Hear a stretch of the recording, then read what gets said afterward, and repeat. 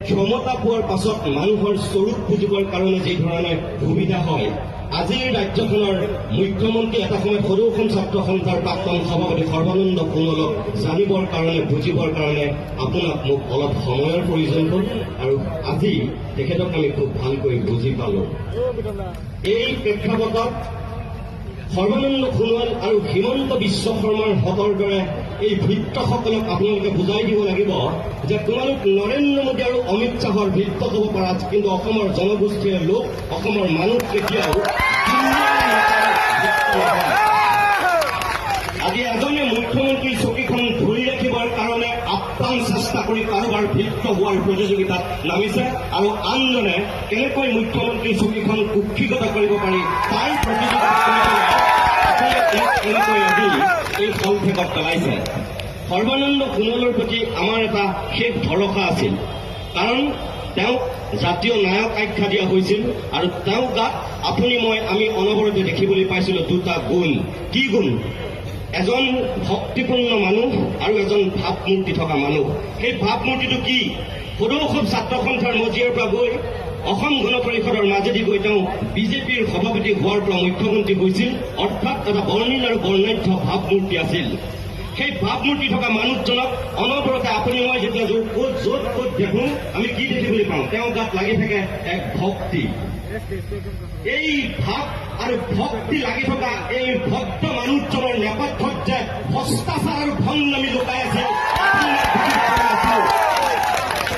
অতি শেহতীয়াকৈ এই ভাৱ আৰু ভক্তি থকা মানুহজনৰ ভ্ৰষ্টাচাৰ আৰু ভংনামী অতি নিৰক্ষভাৱে তেওঁ উদঙাই দিছে।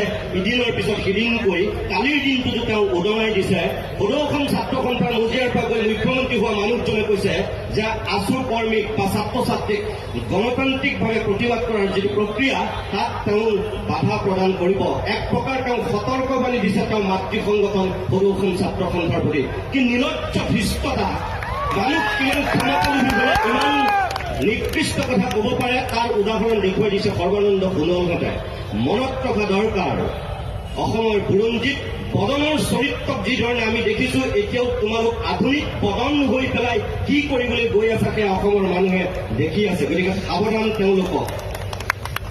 হিমন্ত বিশ্ব শৰ্মা, ৰঞ্জিত দাস আৰু সৰ্বানন্দ সোণোৱালহঁতৰ দৰে নেতাসকলে মনত ৰখা উচিত, তেওঁলোকক জিকিবৰ কাৰণে নিৰ্বাচনত তেওঁলোকে প্ৰতিদ্বন্দ্বিতা কৰিবৰ কাৰণে এই আপোনালোকৰ মাজৰে মানুহবিলাকক দৰকাৰ হ'ব। কোনো মধ্যপ্ৰদেশ, কোনো মহাৰাষ্ট্ৰ বা কোনো নাগপুৰৰ মানুহৰ তেওঁলোকৰ আশীৰ্বাদ হ'লে তেওঁলোকে কেতিয়াও বিধানসভালৈ নিৰ্বাচিত হ'ব নোৱাৰিব। তেওঁলোকক মানুহ লাগিব এইখন অসম ভূমি। গতিকে এইখন অসম ভূমিৰ মানুহৰ যিটো এই মুহূৰ্তৰ আৱেগ, এই মুহূৰ্তৰ যিটো ক্ষোভ, এই মুহূৰ্তৰ যিটো আশংকা, সেইখিনি দূৰ কৰিবৰ কাৰণেহে তেওঁলোকে পদক্ষেপ ল'ব লাগিছিল। দুৰ্ভাগ্যজনকভাৱে সৰ্বানন্দ সোণোৱাল মৌন হৈ থাকি অতি শেহতীয়াকৈ তেওঁ মুখ খুলি যিটো ভূমিকাত অৱতীৰ্ণ হৈছে অসমৰ জাতীয় জীৱনৰ কাৰণে, ইয়াত কৈ চাগে দুৰ্ভাগ্যজনক আৰু ট্ৰেজেডি যোৱা 10টা বছৰত, যোৱা 20টা বছৰত অসমৰ মানুহে দেখা নাছিল।